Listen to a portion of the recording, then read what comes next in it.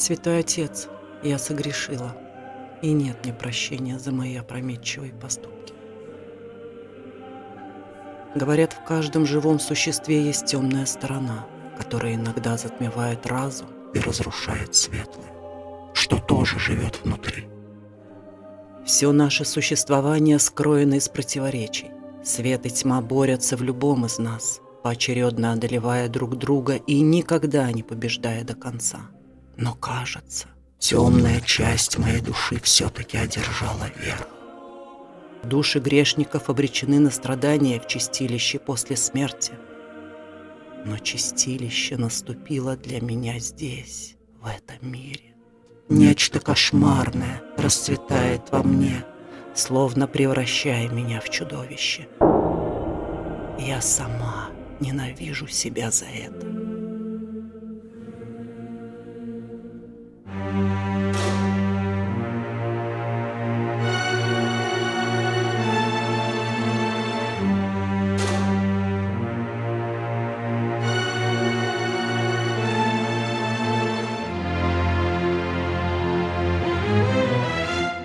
Различие между прошлым, настоящим и будущим всего лишь иллюзия, хотя и убедительная. Альберт Эйнштейн.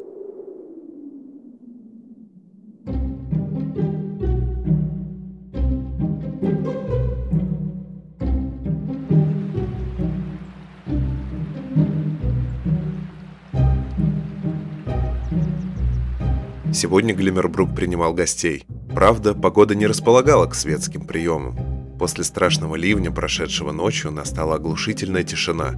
Ни стрекота насекомых, ни щебета птиц. Лишь тяжкий звон колокола в церкви святого Мортимера время от времени разрезал мертвое безразличие, повисшее в воздухе под пасмурным небом. Так святой отец предупреждал жителей, что незваные гости явились в город.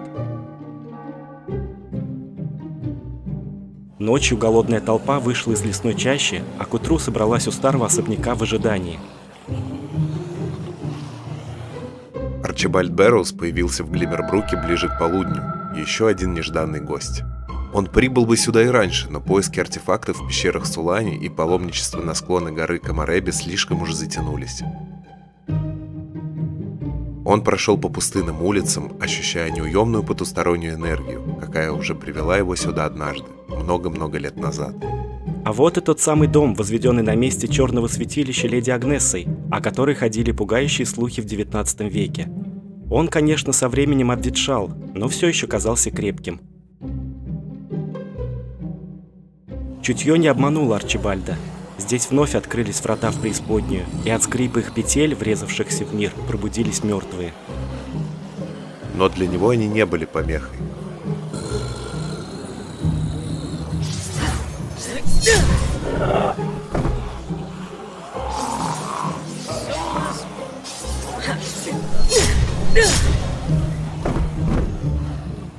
Если Арчибальд все правильно рассчитал, его старый знакомый Винс уже должен был стать владельцем этого особняка. Или должен его вот-вот приобрести. Или Винс уже состарился и отправился к праотцам. Он же не ошибся в расчетах. Да что гадать! Арчибальд зашел в дом.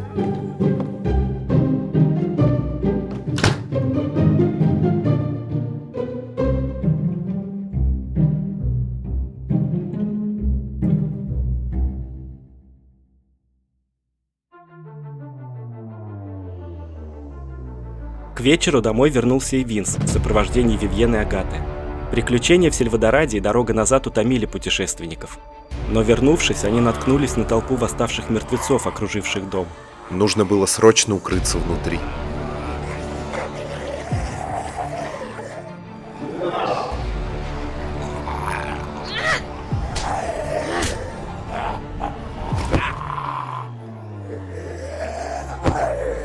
А в доме Винса ждал неожиданный сюрприз. Мало того, что магистры магических искусств, спасаясь от толпы голодных зомби, спрятались тут, так еще и в гости пожаловал сам Арчибальд Бэрроуз. Такого Винс совершенно не ожидал, вновь встретиться с могущественным чародеем, который однажды уже оказал ему неоценимую помощь, немыслимо. Тем не менее, все были в сборе. Пора изгнать злых духов из этого дома. Винс не знал, чем это закончится и останется ли кто-то в живых. Быть может, он видится с кем-то в последний раз.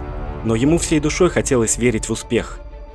Снаружи день неумолимо угасал, ему на смену приходила тихая таинственная ночь.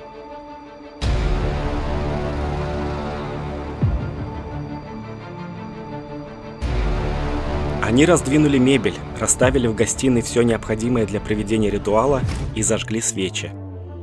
В самом центре они разместили старинный амисканский артефакт, который Винс отыскал в Сильвадораде специально для такого случая. Эти магические атрибуты и свечи пробудили у Винса чувство дежавю. И ему вдруг стало страшно.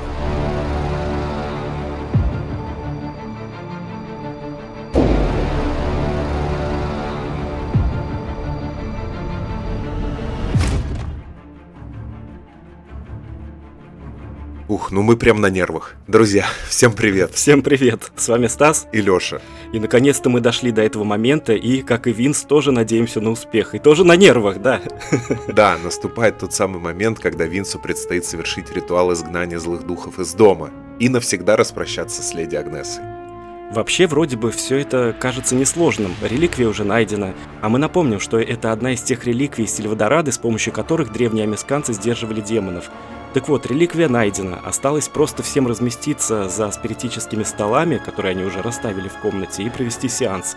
Ну и при лучшем исходе этот артефакт должен, наверное, взять все на себя и каким-то образом изгнать духов. Да, звучит все как бы несложно, действительно, но наверняка лучшего исхода все-таки не будет. Наверняка все, как обычно, пойдет не по плану. Нет, все должно пойти по плану. Ну, я бы тоже этого хотел, но не факт же, правильно? Итак, в доме у нас для ритуала собрались мудрецы магии, сюда даже прибыл тот самый сильный чародей Арчибальд Берроуз, которого Винс уже однажды встречал, в тот самый миг, когда попал в прошлое, в средние века. И все собравшиеся уже расчистили комнату, сдвинули мебель к стене, установили свечи, поместили реликвии. Мы, собственно, готовы теперь к вечеринке. Так что, вот, кстати, посмотрите за окном, к нам пожаловали гости. Все так же стоят мертвые, даже как-то жутковато. Да, вот, жутко, собственно жутко. говоря, ну вот такая атмосфера у ритуала. Ну что ж, я думаю, что надо всех звать в комнату, и пора начинать спиритический ритуал. Страшно, чем он обернется, и вообще страшно. Очень страшно, мы не Мне знаем, даже- что с этим делать. Мне даже жутко тоже. Ну, давай начинать. Давай.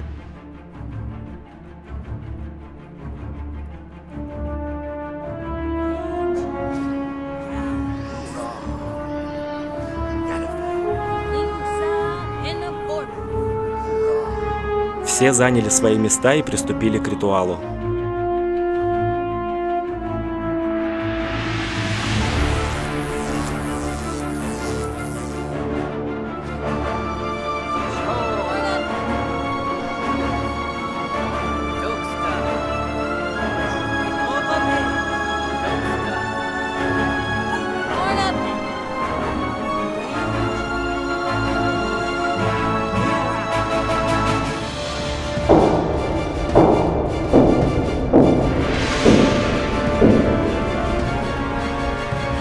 Нарастала тревога. Воздух в комнате стал густым, маслянистым. Мертвецы скребли пальцами по оконным рамам, желая пробраться внутрь. Реликвия засветилась странным мистическим образом, будто вдруг сама стала раскаленной изнутри. И тогда... На том самом месте, где находилась реликвия, вновь отворились врата в неизвестность.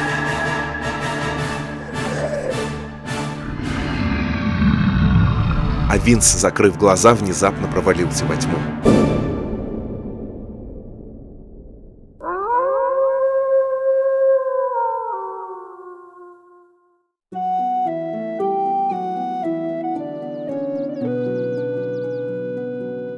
Леса вокруг Глиммербрука представляли собой целый мир, который жил по своим правилам и порядкам. В глиммербрукских лесах всегда водились волки. Они жили обособленно и редко забредали в деревню в поисках пищи. Но и не были рады незваным гостям, появлявшимся на их территории. Это было их царство, их владение. В лесах они охотились и воспитывали своих детенышей, приучая тех жить по правилам дикой природы. Так было испокон веков и должно было продолжиться впредь. Но однажды в глиммербрукских лесах появился зверь, наводивший ужас на все живое. И тогда, спасая себя, волки были вынуждены покинуть свои владения и отправиться в окрестности Винденбурга, в более безопасную местность. Так волки ушли из Глиммербрукского леса, а их царством теперь правил зверь.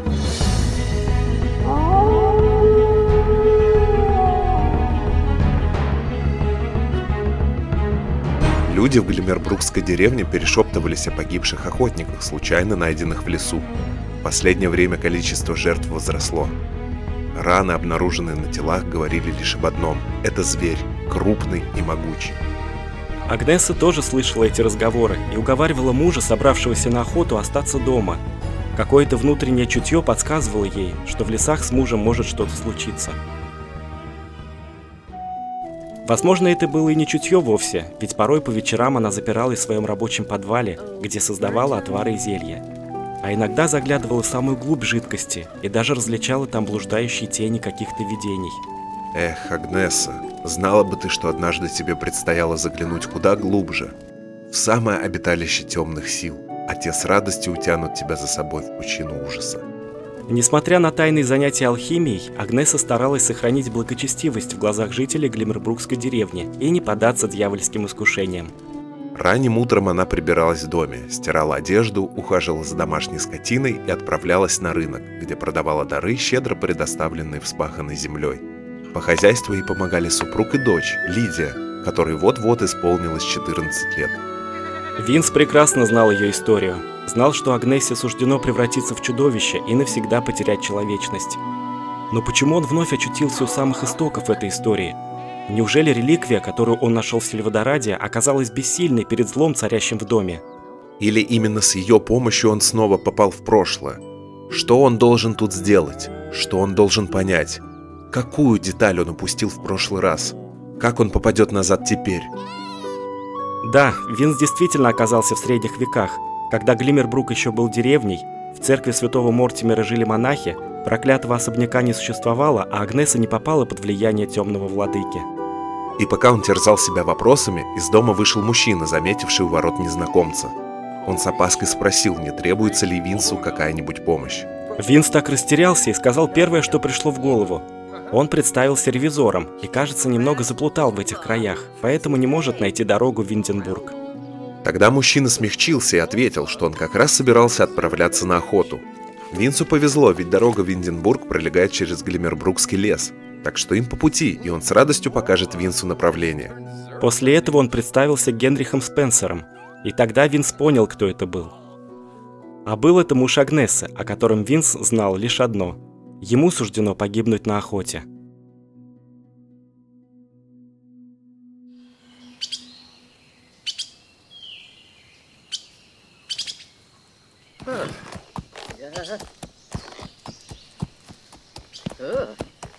Воздух в лесу был свежим, даже прохладным, и голова у Винса слегка прояснилась.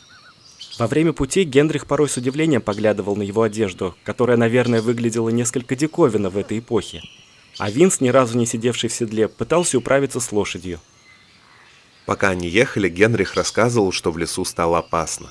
По какой-то причине волки ушли из этих краев, а неосторожные путники стали пропадать в лесной чаще. Порой их находили растерзанными каким-то диким зверем. Может, это медведь? Сам-то он не боится, так как знает Глиммербрукский лес как свои 5 пальцев. А вот его дорогая супруга, Агнесса, не на шутку распереживалась.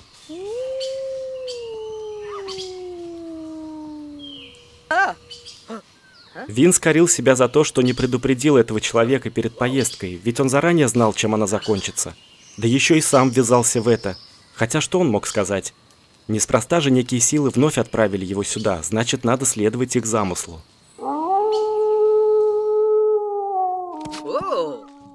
Вновь раздался вой, но уже ближе.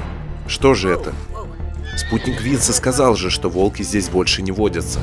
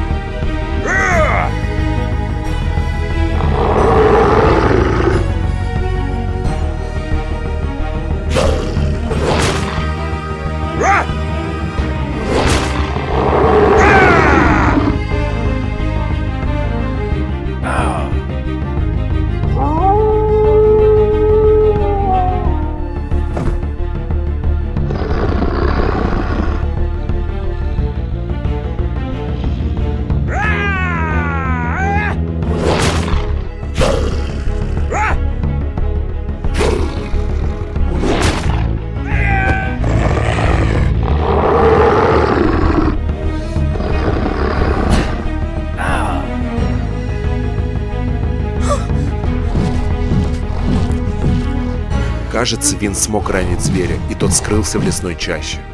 Он сам не понял, как ему это удалось. Генрих лежал на траве без сознания, но был жив. Это главное. Лошади тоже разбежались, поэтому Винсу пришлось нести Генриха самому. Пока он добирался до дома Агнесы, пазлы в голове стали складываться в общую картину. Неспроста он попал в то время, когда муж Агнесы был еще жив. Ведь именно после его смерти она впервые ступила на кривую тропу и обратилась к темному искусству, чтобы вернуть супруга к жизни. И у нее это получилось.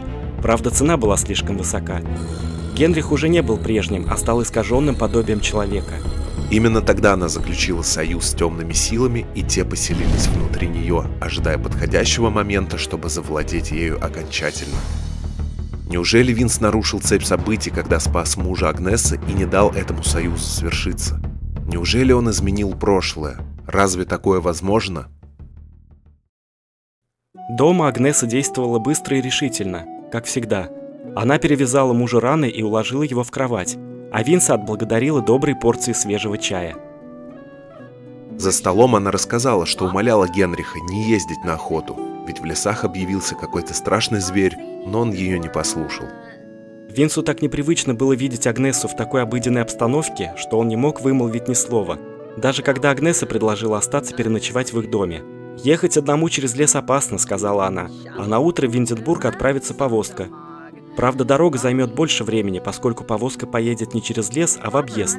Но лучше потратить время и остаться в живых, чем вновь вступить на опасную дорогу, не так ли?» Истинно так, Агнеса.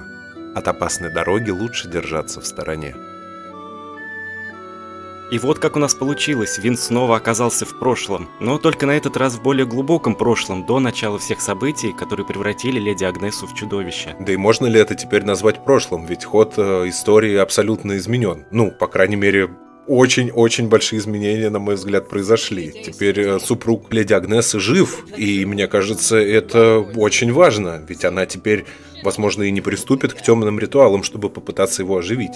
Ну, наверное, да. Ну, как сказать, да, он, конечно, жив. Он сейчас находится в комнате, отдыхает, потому что леди Агнеса перевязала ему все раны, и вот у него какой мудлет, дискомфорт после драки.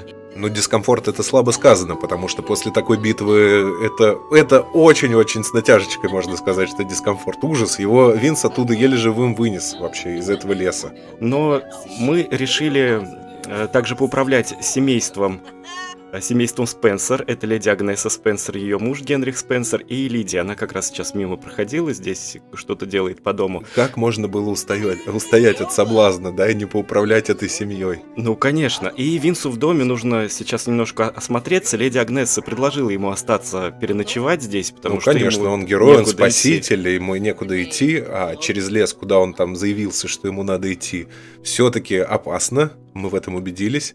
Ну, Винс сейчас здесь тоже будет осматриваться, а леди Агнесе, кстати, засиживаться-то и нельзя. У нее здесь, посмотри, что по хозяйству с огородом разбираться действительно, нужно. леди Агнесе пора бы заняться хозяйством. Ну и мы чем-нибудь займемся, раз мы здесь пользуемся гостеприимством. Ну и поскольку, да, Винс пользуется гостеприимством леди Агнесы, может быть, ему даже надо будет ей помочь по хозяйству, пока ее супруг не в состоянии. Ну, да, почему бы и не помочь. Займемся чем-нибудь. О, кстати, смотри, какая-то книга. Очень прямо она на глаза бросается, поэтому как раз-таки леди Агнеса ушла. Мы здесь бывали уже в этом доме с Винсом вместе. Это было, ну, можно сказать, уже даже достаточно давно. Когда он однажды это было в далеком-далеком прошлом. Хотя нет, мы Винсом здесь не управляли. Здесь мы управляли леди Агнесой как раз-таки. Ну ладно, давай посмотрим, что здесь за книга лежит. Это записи Генриха Спенсера об охоте. Поэтому давай, Винс, бери книжку. Сейчас посмотрим, что там муж Агнесы написал. Ну, я думаю, самое ключевое событие из охоты Генриха, мы стали свидетелями этого события. Итак, записи Генриха Спенсера об охоте. За время охоты я успел изучить наши леса и, разумеется, не раз встречался с волками. Это вполне оседлые звери, которые крайне неохотно покидают обжитые места. Обычно такое бывает лишь при остром недостатке пищи. Но глиммербрукские леса полны живности. Почему же тогда все волки мигрируют? Они уходят на запад, в окрестности Винденбурга. По крайней мере, так сообщают охотники из тех краев. Слухи о страшном звере, поселившемся в лесу, могут оказаться правдой. Может, это медведь, озлобленный из-за какой-то болезни? Надо бы расспросить местных охотников, что они думают об этом. Но теперь Генриху Спенсеру уже на своем опыте пришлось убедиться, что это не медведь. Ну, а заодно и мы выяснили, что это за зверь, что это вовсе и не медведь, а кое-что похуже. Но надо будет еще в дальнейшем разбираться, что же это такое. Но главное, что Генрих все-таки остался жив. Ну, учитывая то, что этот зверь все равно, хоть и ранен, но он остался жив, я думаю, что рано или поздно нам придется с ним вновь столкнуться или, по крайней мере, разобраться, как от него избавиться в этом лесу.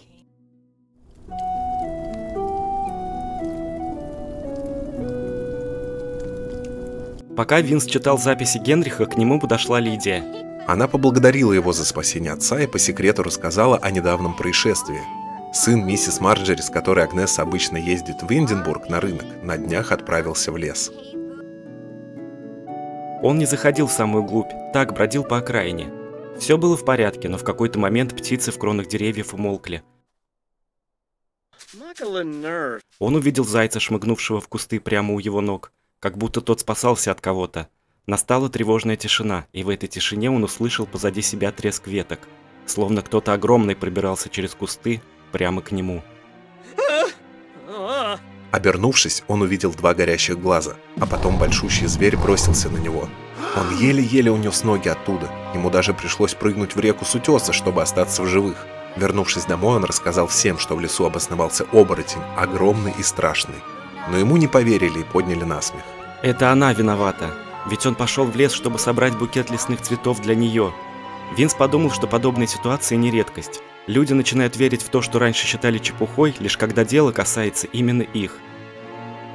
После разговора с Лидией Винс вышел наружу, чтобы подышать воздухом. Он все еще не мог отойти от произошедшего. Если следовать истории, неужели мужа Агнессы убил оборотень, внезапно объявившийся в окрестностях Глиммербрука? И что ему делать теперь? Он спас Генриха Спенсера от смерти, а значит спас и Агнесу от необдуманных поступков, которые, опять же, если следовать истории, в дальнейшем привели бы к плачевным последствиям. Но вдруг он увидел то, что заставило его побледнеть. Кажется, к Агнессе пожаловал незваный гость. Агнесса была во дворе и разговаривала с той, кого участники культа в Черном святилище называли матушкой. Именно она склонила Агнессу на темную сторону однажды, и, судя по всему, вновь планировала это сделать. Пазлы опять складывались в удручающую картину. Винс спас мужа Агнессы от смерти, значит, теперь она не прибегнет к черной магии, чтобы вернуть его к жизни. И, по сути, силы тьмы не должны ею завладеть. Да, Винс знал, что в будущем Глиммербрук падет от чумы, а Лидия станет ее жертвой. Зная судьбу девочки, разговаривать с ней Винсу было вдвойне тяжелее. Но воспользуется ли Агнесса некромантией и заключит ли сделку с дьяволом, чтобы вернуть ее к жизни, если она не сделала это с мужем? Позволит ли совершить такое ее муж, который остался жив? Ведь она пошла на этот отчаянный шаг лишь из-за того, что судьба забрала у нее всех родных, оставив ее в полном одиночестве. Наверное, силы тьмы знают все заранее. Именно поэтому они и направили сейчас к Агнессе матушку, чтобы заполучить ее душу любыми способами. Винс уже изменил историю, но она все равно желала повториться, пойти по тому пути и по тому сценарию, который был уже создан ранее. Зло все равно пыталось настигнуть Агнессу. Видимо, в ней все-таки жила какая-то темная частичка, которая привлекала злые силы. Что-то не так было с этой женщиной. И тогда Винс понял, чтобы окончательно избавить Агнессу от влияния темного владыки, следовало изменить прошлое в корне. А корень всех зол – это матушка, являющаяся главой черного культа. Именно ее планы нужно нарушить. Но для начала необходимо посетить это черное святилище, пока Агнесса не попала туда первой. Возможно, следует захватить с собой оружие. Кто знает, что там его ожидало.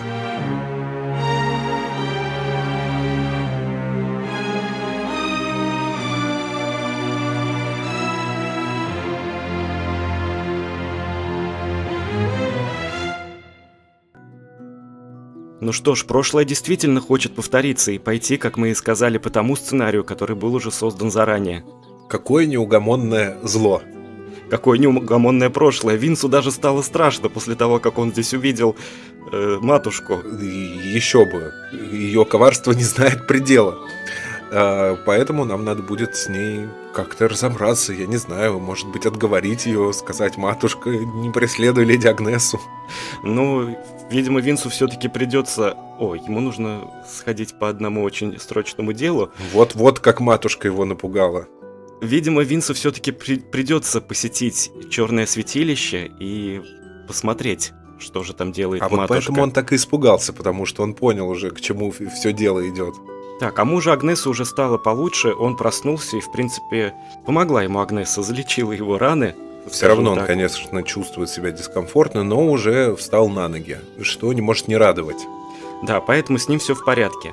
Вин снова вернулся на улицу, и мы подумали тут об одной интересной вещи. Здесь, вот, например, у Агнесы стоит столярный верстак. Ну, точнее, не у Агнесы, а у ее супруга.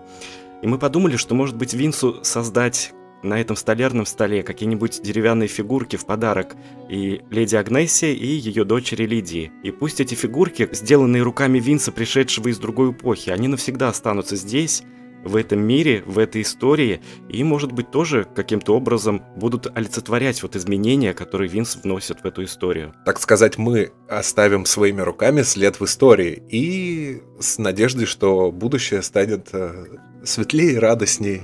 Да. Да, это тоже будет одним из способов изменить прошлое, пусть и такой вот небольшой. Пусть Винс заставит леди Агнесу запомнить его. Да, в каком-то смысле Винс оставляет крестраж в этом прошлом. Да, да. Поэтому пусть Винс делает, хотя он до сих пор очень сильно напуган. Почему он боится темноты? Тут еще, в принципе, солнце светит яркое на улице, а Винс темноты боится. Я могу предположить, что с наступлением темноты наверняка появится матушка или оборотень или что-нибудь вот в таком духе, и Винс уже предвосхищает вот это вот визит незваного гостя, и поэтому ему страшно. Он предчувствует наступление вечера и наступление черной таинственной ночи. Да? Я думаю, что именно поэтому он и боится. Так, Винс сделал одну фигурку, скульптуру дракона. Давай еще какую-нибудь одну сделаем. Кролика, например. Но этим временем уже наступает вечер, наступает время ужина, и леди Агнессе пора делать ужин и кормить свою семью и гостей. Можно сделать пау-ди-кейжу. Нет, мы сделаем баклажан в кисло-сладком соусе, то, что вот как раз у Агнесы растет на огороде. И, кстати, нам надо уже определиться, где же здесь Винс будет спать. Дом у Агнесы и ее семьи небольшой. Здесь, в принципе, есть вот одна хозяйская спальня и вторая небольшая. Не рассчитан он на гостей. Гостевой зоны нет. Надо где-нибудь расположиться. Возле камина. Очень даже тепло. Возле камина, да, возле камина можно. Вот у Агнесы есть, например, в багаже спальный мешок. Как предусмотрительно. Да, поэтому пусть Винс ляжет тогда спать здесь, возле камина. В принципе, от огня он не должен замерзнуть. И будет еще и светло к тому же, то есть не в кромешной тьме он будет спать. Это тоже его немножечко успокоит, я думаю. Тем более он очень сильно боится темноты. А тем временем леди Агнеса уже приготовила ужин, и пора всех звать за стол. Что ж, очень кстати. Только я не пойму, как вот Винсу подарить эти статуэтки. Почему-то не выходит действие подарить подарок. Поэтому, наверное, мы просто... А можно просто красиво на полочку поставить, да.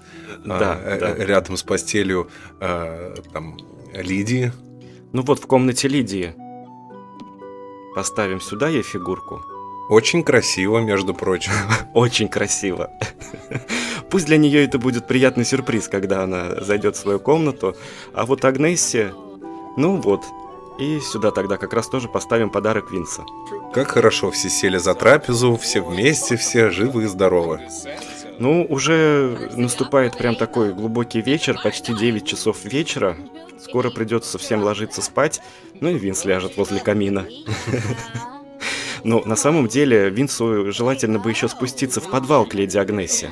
Нежелательно, я думаю, что это обязательная программа, потому что что там у нас происходит интересно в подвале? Может быть, леди Агнесса хоть и избежала какой-то вот этой вот злой линии судьбы, но все равно у нее же там есть какие-то магические предметы, и надо, так сказать, обезопасить ситуацию. Провести профилактические мероприятия. Да, и посмотреть, что же там у нее все-таки в подвале есть. Ну что ж, все отправляются спать. Так, и... А Винс немножко засиделся. Ему тоже надо немножко поспать. Пусть он вздремнет, и тогда где-то среди ночи, может быть, в час ночи он проснется. Так, можно прикорнуть пару часиков, да.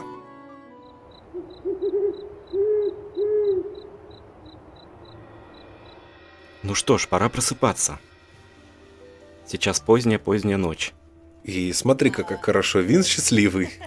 Да, ну ему очень нравится спать возле камина, между прочим. И даже никакого страха теперь нет, ни испуга, ничего. Вот как хорошо. Вот исцелил его камин от его волнений и переживаний. Ну что ж, вроде все тихо, вроде все спокойно. Пойдем-ка немножко осмотримся. Пойдем, все спят. И мы с Винсом начинаем спуск. Так ширмочкой еще прикрыт этот был подвал, чтобы никто не заметил. Но мы-то знаем все секреты. Конечно, Винс все знает. Ему уже приходилось тут бывать. А так темно здесь. И котел уже горит, что-то там наваривается. Да, в котле что-то тут уже готовится. Какое-то зелье очередное. Так, ну темно здесь. Вот так лучше, посветлее стало. Ну что, давай посмотрим, что здесь в подвале у леди Агнессы есть. Ну, первым делом мне видится запретное учение. Запретное учение. Про алхимию. Кстати, эту книгу мы уже читали, когда были в первый раз в подвале леди Агнессы. Это в серии «Ведьмы Глиммербрука». Да, кстати, кто не смотрел, обязательно посмотрите. Серия масштабная, эпичная и, собственно говоря, отвечает на многие вопросы, которые сейчас стоят перед Винсом. Это книга об алхимии. Ну, в принципе, да, мы ее уже прочитали. Здесь говорится, что алхимия в Глиммербруке является запретным учением. Именно поэтому леди Агнесса прячет так свой подвал, чтобы никто лишний раз не узнал ничего, не пронюхал. Так, и я помню, дневник леди Агнессы находился в сундуке. Давай-ка посмотрим. Ну, конечно, есть здесь тоже записи, заметки Агнессы. Поэтому давай их возьмем и тоже прочтем. Винсу, конечно, не очень комфортно, потому что он спал в спальном мешке на полу, и вот теперь у него немного побаливает спина. Ну ничего, знаешь, проснулся сначала счастливый, а потом немножко разгулялся, разошелся и понял, что не так комфортно, как на современных ортопедических матрасах. Ну, да. Еще бы. Ну ничего страшного. Вот так вот люди жили в Время Средневековье. такое было, да. Давай прочитаем скорее. Заметки Агнессы. 2 щепотки сушеного шалфея, толченый корень валерианы, полпинты дождевой воды и ложка костной муки. Перемешиваем, томим на огне и получаем удобрения для овощей.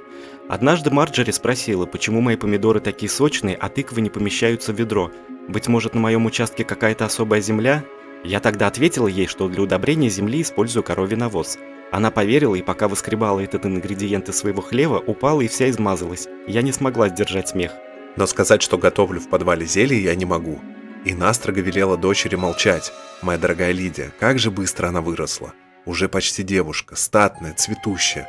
Сын Марджери не может отвести от нее глаз. Может, сделать отворотное зелье, чтобы мальчишка не был столь навязчив? Нет, пусть все идет своим чередом. Мои припасы уже иссякли. Закончились листья шалфея и дикой крапивы. Нужно снова отправляться в лес. Но покидать деревню сейчас опасно. Какой-то зверь наводит ужас на Глиммербрук. Я уже молила Генриха не ездить на охоту, но ему подавай дичь. До того, как поползли слухи об опасном звере, я, как обычно, собирала травы в лесу и вдруг нашла неизведанную пещеру. Там было темно и сыро, а из самого сердца пещеры раздавался странный писк.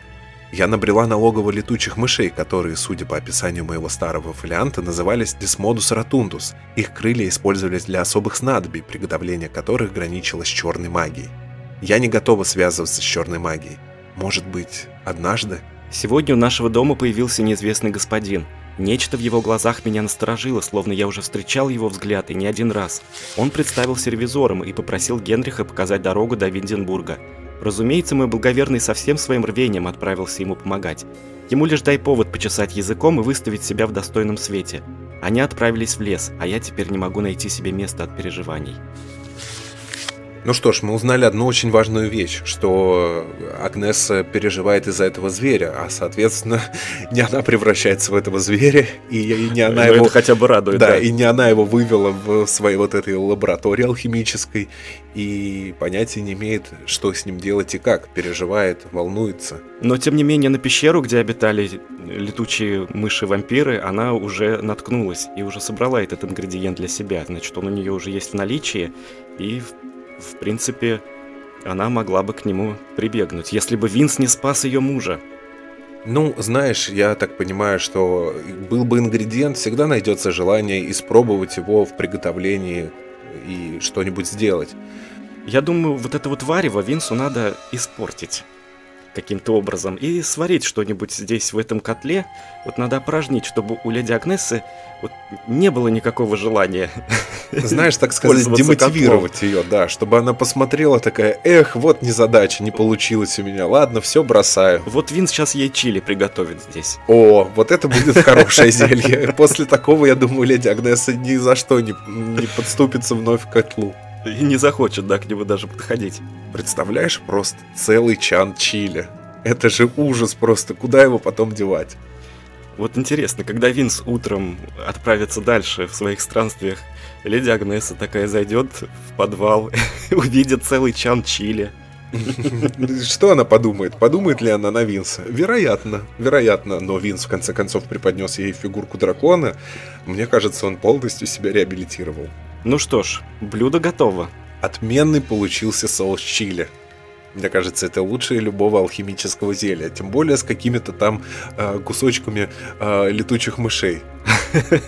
Ну, надеюсь, Винс не добавлял туда никакие ингредиенты леди Агнессы, а то мало ли что там получится в этом чили. Ну, что правда, то правда. Ну что, у нас уже почти утро. Винсу надо возвращаться на свое спальное место. И сделать вид, как будто все так и было. Ну что ж, немножко попроказничали, и теперь надо возвращаться, да. Сделайте вид, как будто я и не знал ни про какой подвал. И никуда не ходил. Я спал. А утром Винсу предстоит страшное. Пора все-таки отправиться в черное святилище.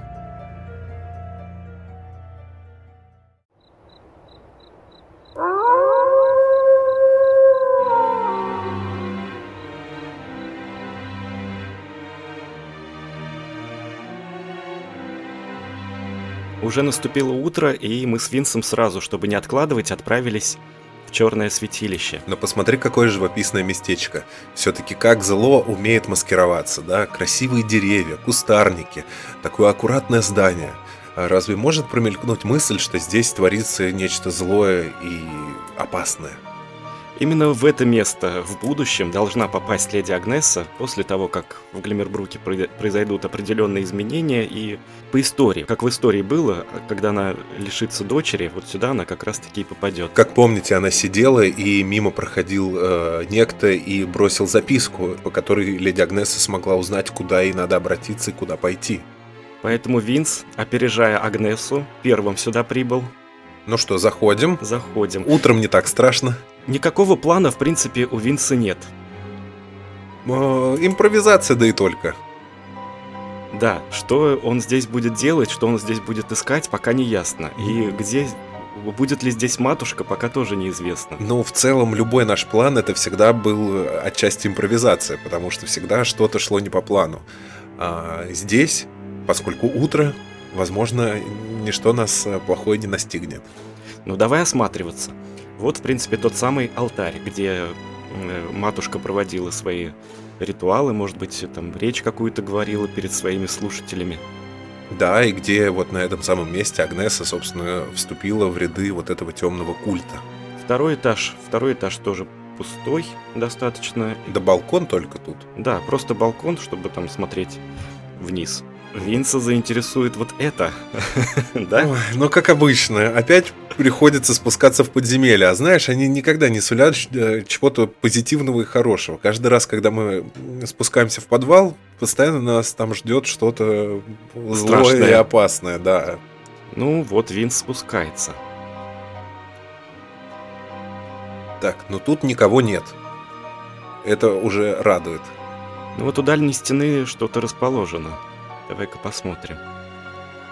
Фотографии какие-то. Здесь какая-то жилая зона. Так, ну самое главное, конечно, книги, потому что сейчас будем разбираться, что же здесь такое. А это у нас записи матушки. О, а это нам и нужно, я думаю. Давай-ка сразу их прочитаем. Ну, ты знаешь, Винс спал в более комфортных условиях у леди Агнессы. Интересно, тут матушка спит? Как-то не очень комфортабельно. Ну что, давай прочитаем? Давай. Заметки матушки. Я боялась лишь одного, что темный владыка не услышит мой зов. Когда я прогуливалась по ночным переулкам Moonlight Falls и встречала запозднившихся путников, он был глух. Когда я делал ему подношения, он был глух. Даже невзирая на то, что это были порядочные горожане, чья вина заключалась лишь в их доверчивости. Я уж было подумала, что мои попытки достучаться до него ничтожны. Но однажды он явился мне, и в сырой комнате повеяло холодом и беспросветным отчаянием. Владыка сказал, что наблюдал за мной все это время, и моя настойчивость возымела свое действие. Он наградил меня великим даром. Мое слабое тело окрепло, по немощным рукам растеклась сила. Я больше не была больна, владыка меня излечил. С каждым днем во мне росла неуемная ярость, которую было сложно контролировать. Она была схожа с жаждой, вот только жаждала я не питья, а страха в глазах жертв, криков и свежего мяса. Пробудившийся во мне зверь не ведал пощады. Каждый раз, когда мое тело менялось, когда руки превращались в мощные лапы, а зубы становились огромными и острыми, я чувствовала, что могу подчинить весь мир. Для меня больше не было препятствий. Владыка посчитал, что мое ничтожное существование достойно именно такого дара.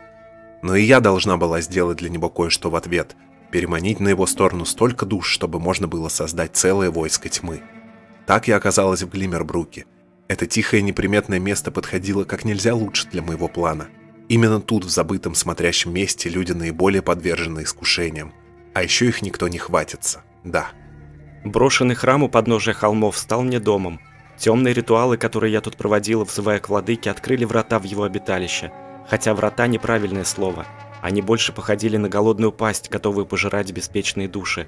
Прохаживаясь по улицам в человеческом облике и встречая жителей, я видела в некоторых из них темноту, поглощающую их изнутри.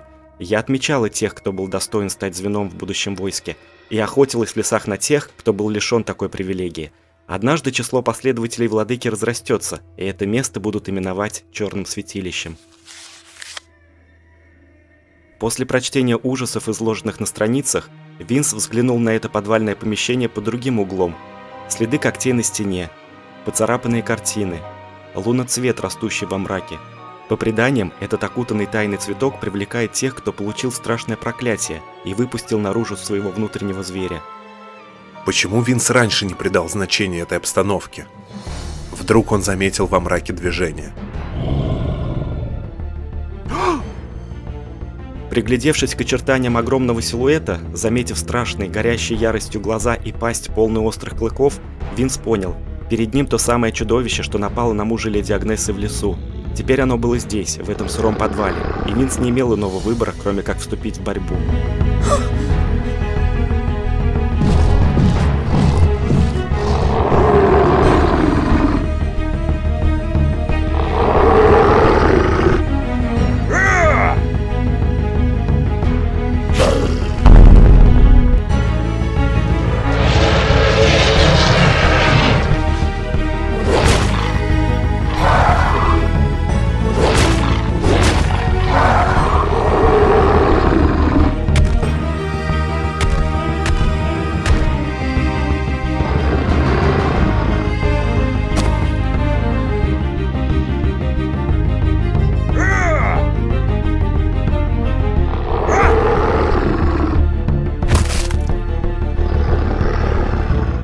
Бездыханное тело чудовища рухнуло на пол, а Винс никак не мог отдышаться.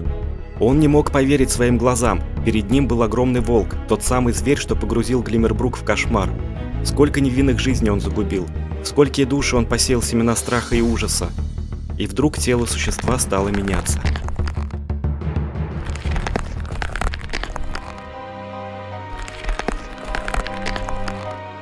Это она. Та, кого последователи черного культа называли матушкой. Кем же она была? Ведьмой, оборотнем или демоном? Неважно. Ясно лишь одно. Она была чудовищем, желавшим уничтожить Глиммербрук и утащить в преисподнюю душу леди Агнессы. Дело было сделано, пора выбираться отсюда наружу.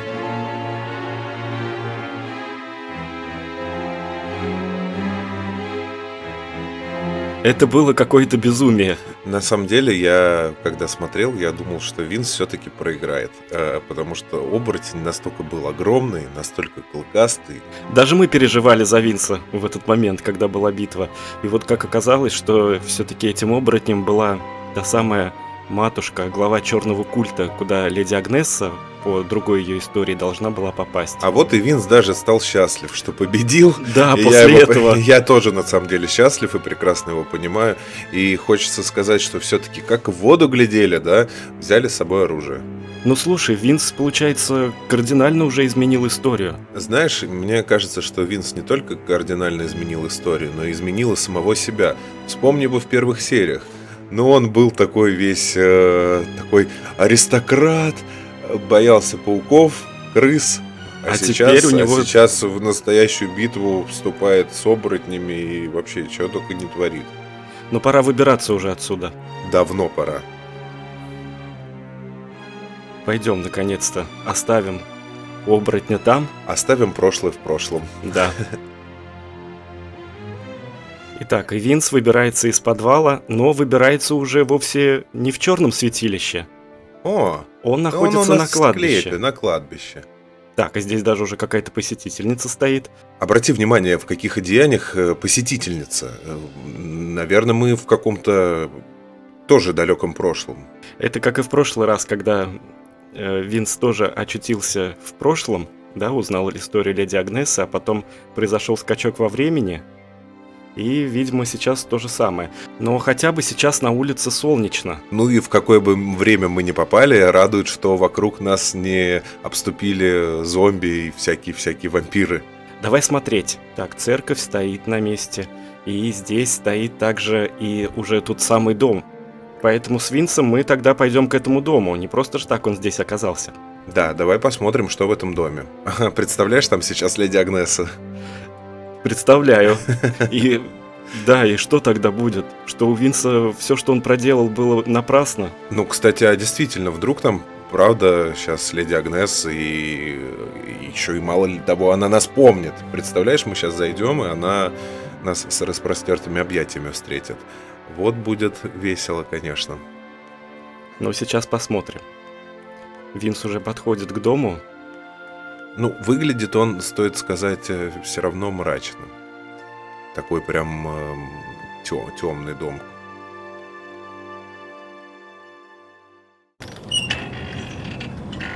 Теперь у Винса не было сомнений. Он действительно, выбравшись из катакомб Черного святилища, очутился в 1800-х годах. Перед ним бесспорно стоял девичий пансион, каким Винс видел его на старых фотографиях. Двор был ухожен и убран, окна вымыты. В солнечных лучах пансион не выглядел мрачным и не внушал страха. Но трепет определенно вызывал. Неужели у Винса ничего не получилось? Неужели прошлое, которое он изменил, восстановило свой путь и вновь проигралось по известному сценарию? Получается, леди Агнеса все равно попала под влияние демонических сил. В той истории, что Винс знал, она должна была долгое время скрываться в развалинах Черного святилища, куда Лидия, ее дочь, восставшая из мертвых, приводила для нее жертв. Затем леди Агнеса вышла замуж за мистера Блэквуда, занимавшегося распилом леса, и он возвел для нее этот особняк. Здесь она проводила спиритические сеансы и взывала к темному владыке. После трагического исчезновения мистера Блэквуда, леди Агнеса решила открыть пансион для сирот, чтобы питаться их жизнями, незапятнанными черными помыслами, и продлевать свою чудовищную, неправильную жизнь. Так было в той истории, которую Винс знал. Неужели она повторилась, и все, что сделал Винс, чтобы ее изменить, не имело смысла? Он поднялся по ступеням и зашел внутрь. Холл был прежним. Наверх вела та же самая лестница. В восточном крыле все так же был обустроен класс для занятий. Но внезапно он заметил ее.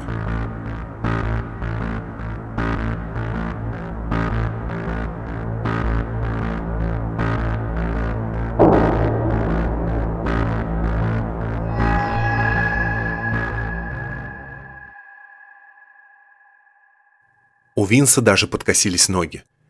Нет, это была не она, но черты ее лица, ее позы и манера держаться явно были схожи с леди Агнессой. Женщина приветствовала Винса в девичьем пансионе и сказала, что ждала его. Винс удивился. Ведь он тот самый господин из Винденбурга, который отправил ей письмо с просьбой принять его дочь на обучение в Глиммербрукский пансион, не так ли? Винсу ничего не оставалось, как согласиться. Она представилась леди Астрид Блэквуд, хозяйкой этого учебного заведения.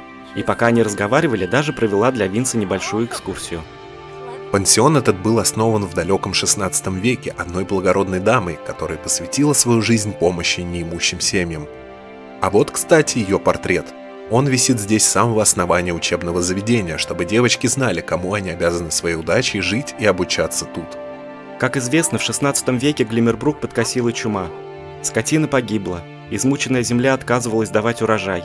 Дети лишились родителей и фактически остались на улицах. Выжившие старались помочь друг другу как могли. И одна добропорядочная госпожа открыла небольшую школу на месте старого храма. Она не только дала сиротам крышу над головой, но и научила их письму и чтению. Звали эту добродетельную госпожу Лидией Спенсер. А сама Астрид Блэквуд, ее дальняя родственница. Все женщины по линии Лидии Спенсер продолжали ее благородное дело, и она не стала исключением. Правда, теперь этот пансион открыт не только для сирот, а для всех девочек, чьи родители желают, чтобы их дитя получило образование. Винс был шокирован. Прошлое действительно изменилось и продолжало меняться, даже когда он покинул XVI век.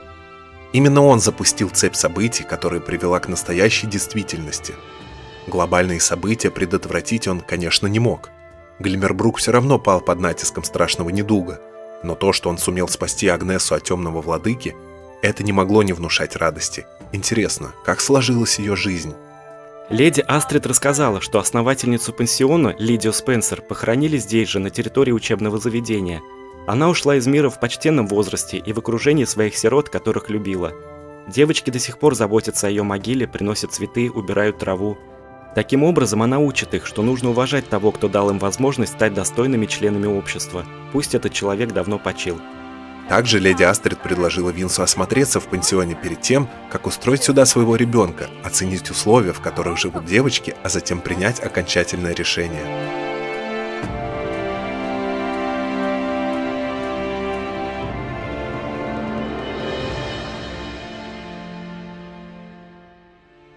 Итак, леди Астрид Блэквуд предложила Винсу осмотреться в пансионе, он сейчас находится в том самом пансионе.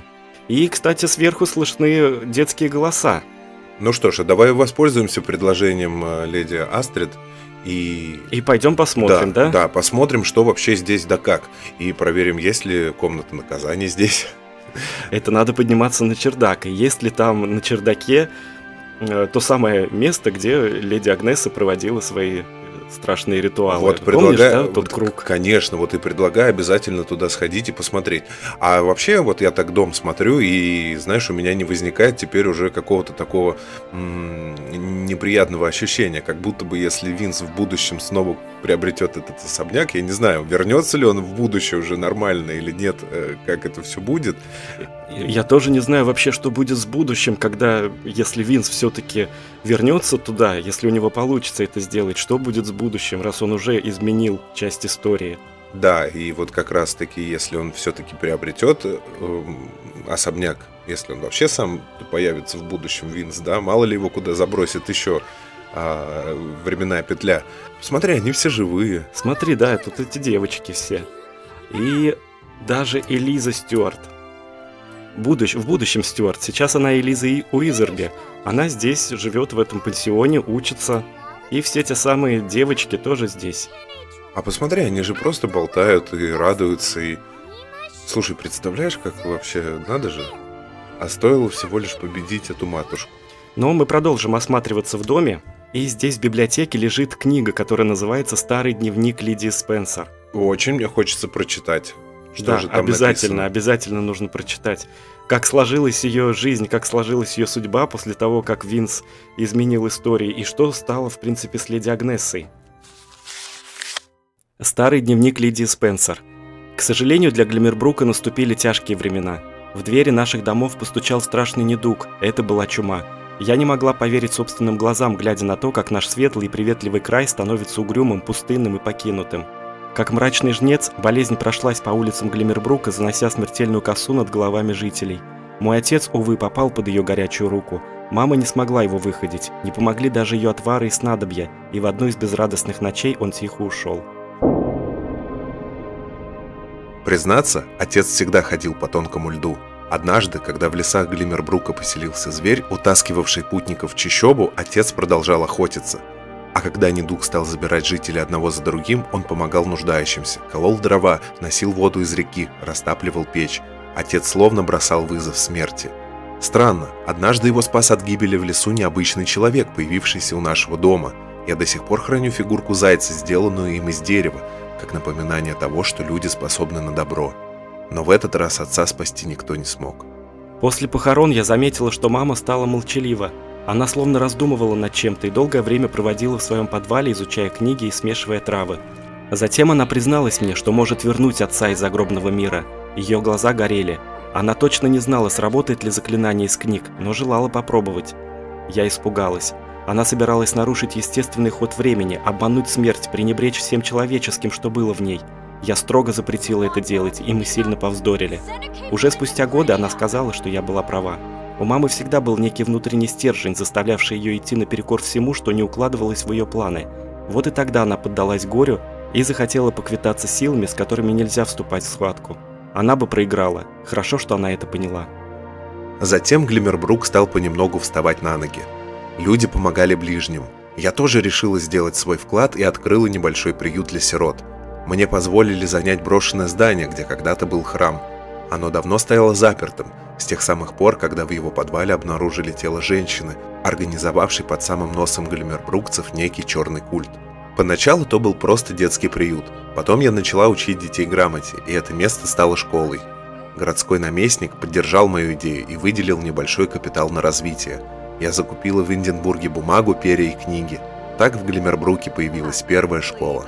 Я безмерно благодарна матери за все, чему она меня научила. Она покинула меня в глубокой старости и, надеюсь, наконец обрела покой.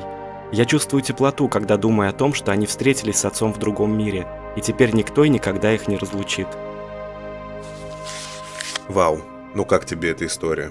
Но теперь мы хотя бы знаем, что случилось с леди Агнесой. Она действительно дожила до старости, покинула этот мир, покинула свою дочку Лидию в таком вот почтенном, благородном возрасте. Ты знаешь, я больше из этой истории вынес другое, что все совсем иначе сложилось.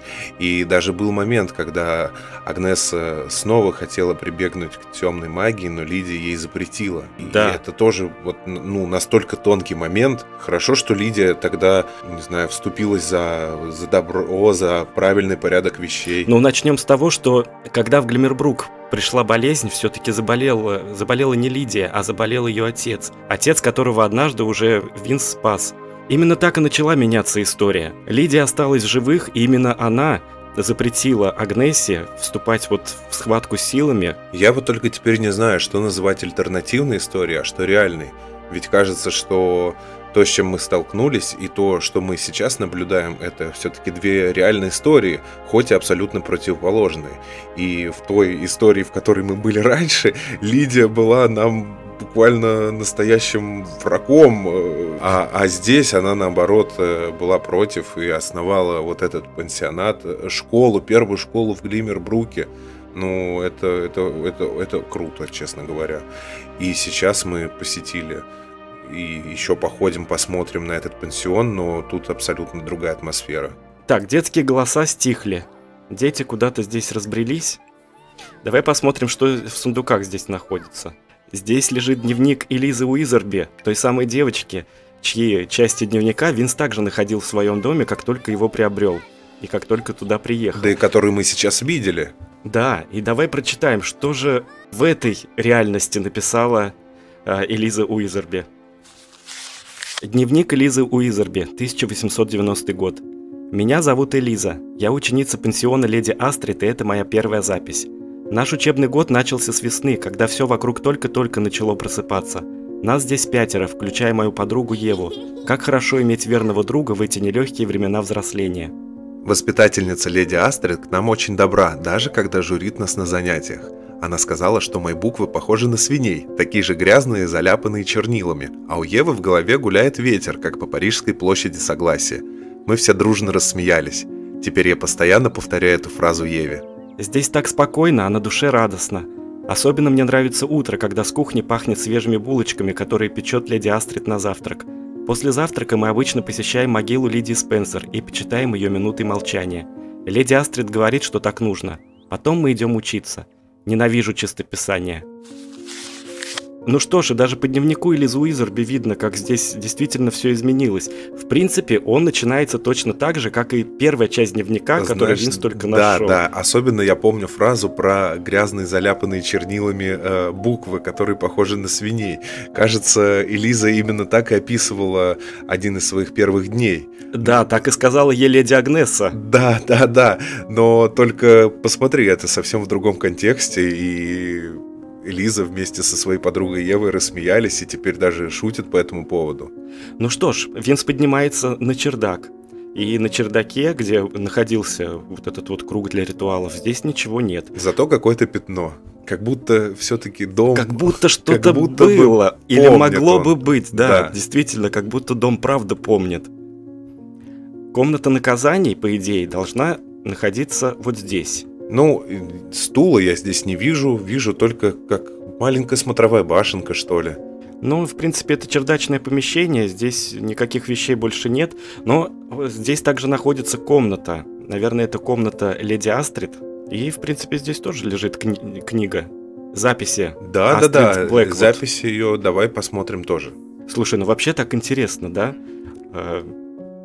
Винс словно действительно попал в какую-то другую альтернативную вселенную. Да, но только теперь это вроде как и не другая, и не альтернативная вселенная, а теперь она такая. Вот что самое интересное. Ох уж эта путаница со временем. Работа воспитательницы не так проста, как кажется на первый взгляд, но я стараюсь соответствовать тому, что завещала Лидия. Все женщины нашего рода продолжали ее дело и преподавали в пансионе. Раньше это было маленькое здание с недостатком парт и побитой мебелью. Когда я вышла замуж за мистера Блэквуда, который занимался распилом леса, я уговорил его построить здесь целую школу. После этого нет отбоя от новых учеников. Слухи о большом учебном заведении распространились от Винденбурга до Ньюкреста, и теперь чуть ли не каждая девочка мечтает получить тут образование. Я стараюсь придерживаться уровня парижских школ нашего века. И вот уже наряду с традиционными предметами, письмом, чтением и арифметикой, я понемногу начала вводить в обучение историю, географию, рисование и основы химии. Недавно я заполучила первое издание учебника Менделеева «Основы химии» 1869 года, а совсем скоро в нашу обитель должны завести специальные химические столы, и дети наконец познакомятся с периодической системой химических элементов. Мир бежит вперед, и не все успевают за ним, но я считаю, что нам следует идти в ногу со временем. Какая Астрид Блэквуд прогрессивная. Абсолютно прогрессивная. Ты посмотри, она ждет учебник Менделеева. Вот это здорово. Это прям действительно супер прогрессивно учить маленьких девочек аж химии. Как вот она сама рассказывала, она является потомком леди Спенсер и, соответственно, потомком леди Агнессы. И получается, именно она вышла замуж за мистера Блэквуда, который в Глиммербруке занимался распилом леса и продажей. Может быть, он содержал какую-то свою лесопилку. И, собственно, он и возвел для нее этот дом, где она продолжила обучать теперь уже не только сирот, а вообще тех девочек, чьи родители хотят, чтобы их ребенок получил образование. Причем хорошее образование. А вообще у меня возникает такая мысль, что, смотри, история как будто бы повторяется, но как будто бы она захотела повторяться по другому сценарию, но с теми же какими-то, не знаю, главными героями. То есть все как бы вот то, что и было, но только по-другому. Вот что самое удивительное. А что же будет в дальнейшем с Элизой Уизерби? Также она выйдет замуж, унаследует ли она потом эту швейную фабрику, да и вообще, лишится ли она мужа, погибнет ли ее муж, потому что по ее записям было понятно, что она тоже в некотором роде причастна к его смерти. Ну, как будто должно быть что-то похожее, но все должно быть по-другому. И вообще как-то даже страшно. Что же будет, когда Винс вернется назад? Что будет с Агатой? Агата же потомок Элизы Уизерби и Элизы Стюарт в дальнейшем. Что будет с Агатой? Что будет с особняком? Что будет со всеми свидетелями, кто это видел и кто пострадал от этой истории? А ведь таких людей немало. В том числе Анджела. В том числе Анжела, да, интересно. Она, наверное, и не приедет. Ведь если этот дом ничем не примечателен, то, собственно говоря, мы с ней, может, и не познакомился даже. Кстати, да, она может и не приехать, потому что в тот раз она приехала к Винсу только потому, что познакомилась в интернете с некой Катриной. Это была та самая Лидия, которая выдавала себя за другого человека. И именно она привела и Анжелу, и ее друга в дом леди Агнессы. Здесь уже мы видим, что Лидия на самом деле уже скончалась, потому что она была тоже в преклонном возрасте. Время прошло достаточно много, и теперь в пансионе живет ее потомок, леди Астрид Блэквуд. И, кстати, сейчас мы можем посмотреть, как Астрид Блэквуд и сказала, что Лидия похоронена здесь, во дворе этого же дома. И действительно, вот здесь находится ее могила. И вот здесь находится портрет. Ну, смотри, кстати, она была очень красивой и такой, видимо, такой прям мудростью обладала. Что такое наследие оставила хорошее. Ну, такая-то мудростью обладала. Ну, такая благородная дама, действительно. Но это я и хотел сказать. А вообще здорово, что Лидия вот такое наследие оставила.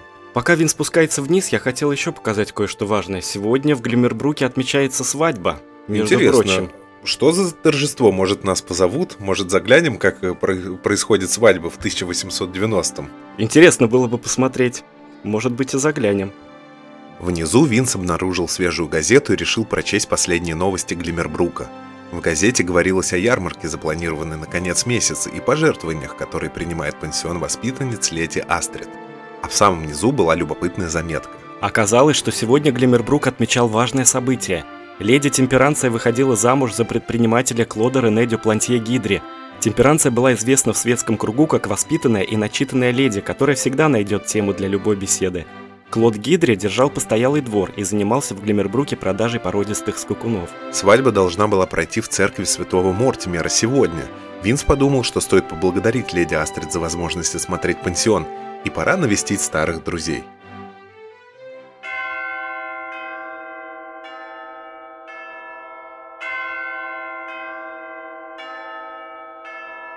В церкви звонили свадебные колокола. Жители Глиммербрука стекались на церемонию. Чья бы то ни было, свадьба всегда оказывалась важным событием для Глиммербрука. А уж если женились знатные особы, народ гулял по несколько дней. Винс тоже подошел к церкви и занял место на задних рядах, чтобы не привлекать внимание к своему необычному внешнему виду. Святой отец произнес речь, и люди замерли перед ожиданием жениха и невесты. Свадебная церемония началась.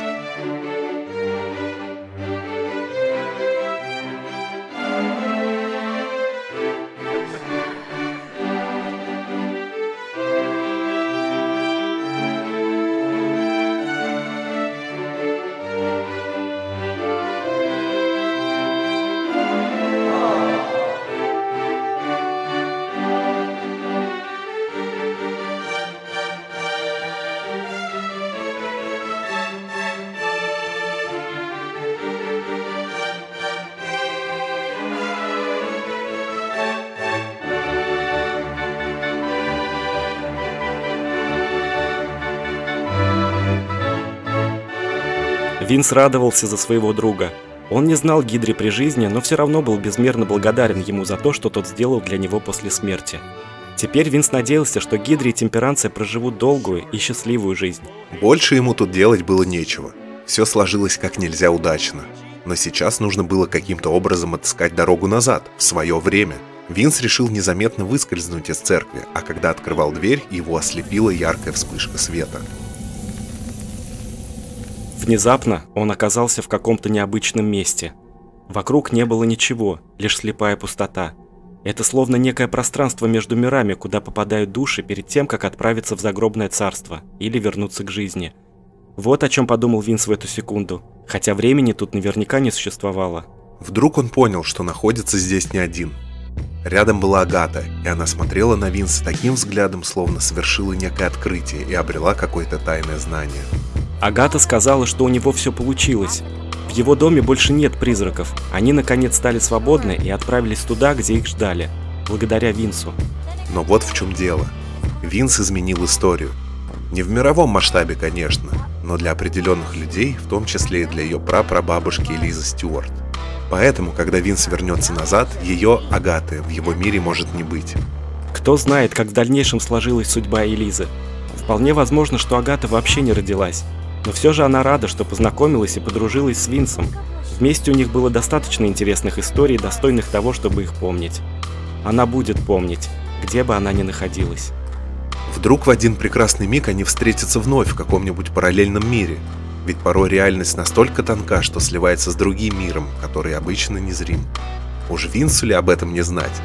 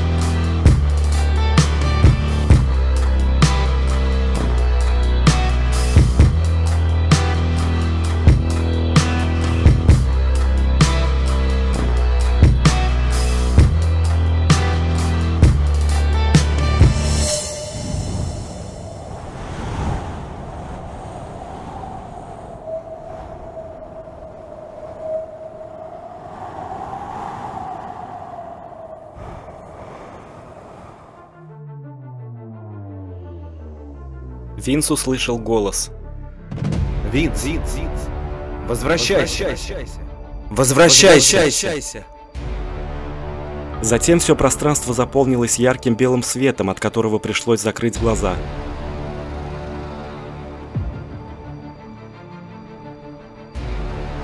Когда Винс вновь их открыл, то увидел, что оказался в своем доме. Рядом находились магистры магии Арчибальд Берроуз и Вивьен Диор.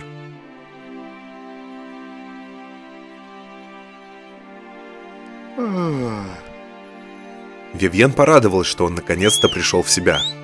В доме что-то изменилось. Словно нечто незримое, что постоянно висело в воздухе и давило сверху, вдруг улетучилось без следа. Даже свет стал другим, более теплым, мягким. Неужели все получилось? Арчибальд рассказал, что Винс потерял сознание во время ритуала, но они не стали прерывать сам обряд, так как нужно было довести его до конца. Затем произошла яркая вспышка света, и все было кончено. Когда он выглянул в окно, то увидел, что мертвецов рядом с домом уже не было, и он больше не чувствовал пульсацию потусторонней энергии. Так что же случилось с Винсом? Винс сказал лишь одно: душа леди Агнесы теперь свободна. Он спросил, сколько времени был без сознания. Вивьен ответила, что около 1,5 суток. Она, разумеется, не могла сидеть без дела, поэтому поухаживала за садом, избавила дом от пыли, немного пофлиртовала с садовником и даже заказала Винсу специальный стол археолога для работы с американскими артефактами. Для этого ей пришлось взять некоторую сумму из его сбережений. Но где же Агата? По лицам всех присутствующих Винс понял, что они не знают никакой Агаты. Видимо, Агата оказалась между мирами не просто так. Она была права. Возможно, в этом новом мире она не существует. Снаружи послышались голоса. Винс вышел из дома, чтобы поприветствовать гостей, и едва удержался на ногах.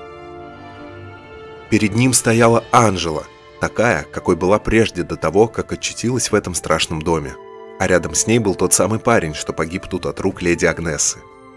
Прошлое действительно изменилось. Винс сумел переписать историю, и она пошла по новому сценарию, в котором Анжела была человеком, а ее друг, Трэвис, остался жив. Она сказала, что вместе с другом снимает документальный фильм о Глиммербруке, этом загадочном городе, полном нераскрытых тайн. Им очень приглянулся дом Винса. Судя по виду, он такой древний и наверняка хранит множество любопытных историй, которые отлично впишутся в сюжет их фильма. Не случались ли в истории этого дома какие-либо мистические события? Нет ли внутри чего-то аномального, потустороннего? Винс очень хорошо знал историю своего особняка, и старую, и новую. Поэтому он сказал, что, к сожалению, не сможет им помочь. Это обычный старый особняк, который когда-то давно был ничем не примечательным пансионом для сирот, а после стал образовательным учреждением. Этот дом не помнит никаких тайн. Анджела и Трэвис несколько расстроились, но поблагодарили Винса и отправились дальше.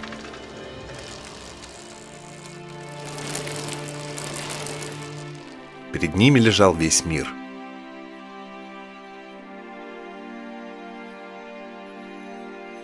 «Будь осторожна, Анджела», – мысленно сказал Винс. «Главное, вновь не попади ни в какую передрягу, исследуя паранормальные места». Ну что ж, с плеч Винс свалился тяжелый груз. Ему удалось сделать невозможное и направить историю по другому пути. Но самое главное, душа леди Агнесы теперь действительно получила освобождение. И, быть может, она смотрит на Винса откуда-то с небес и мысленно его благодарит. Он будет хранить воспоминания о ней, о ее жизни в средневековом Глиммербруке, об ее муже, дочери и жертвах, на которые она готова была пойти ради своей семьи. Он будет помнить Лидию, открывшую приют для сирот и создавшую такое важное для Глиммербрука дело, которое продолжило не одно поколение. Он будет помнить Анджелу и ее душевные терзания, когда та стала кровожадным существом, а теперь вновь разъезжала по миру под ярким полуденным солнцем. Он будет помнить о Гидре и Темперанции, которые наконец воссоединились и связали свои жизни узами брака. Наверняка в дальнейшем у них родилось много чудесных детишек, и они встретили старость вместе. Он будет помнить и Элизу Стюарт, урожденную Уизерби, которая девочкой училась в пансионе. Интересно, как сложилась ее жизнь в дальнейшем? Вышла ли она замуж за владельца швейной фабрики, как и было предначертано? И, конечно, он будет помнить о ее прапраправнучке Агате Стюарт. Даже если этой чудной девушки не существует, у него осталось воспоминание о ней, которая каким-то немыслимым образом сумела перекочевать из одной реальности в другую. Винс не забудет их. Никогда.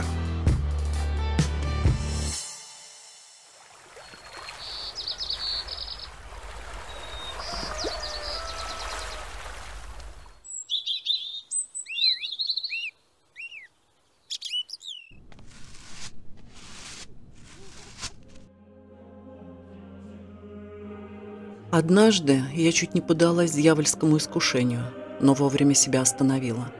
Я знаю, что едва не сделала такое, о чем потом жалела бы всю оставшуюся жизнь. Но как же теперь легко дышать от того, что я прогнала черные мысли из головы. И все-таки порой, особенно в те моменты, когда я остаюсь одна, эти черные мысли возникают вновь. Но я надеюсь, что сумею с ними справиться и получу шанс очистить душу, чтобы, наконец, жить счастливо.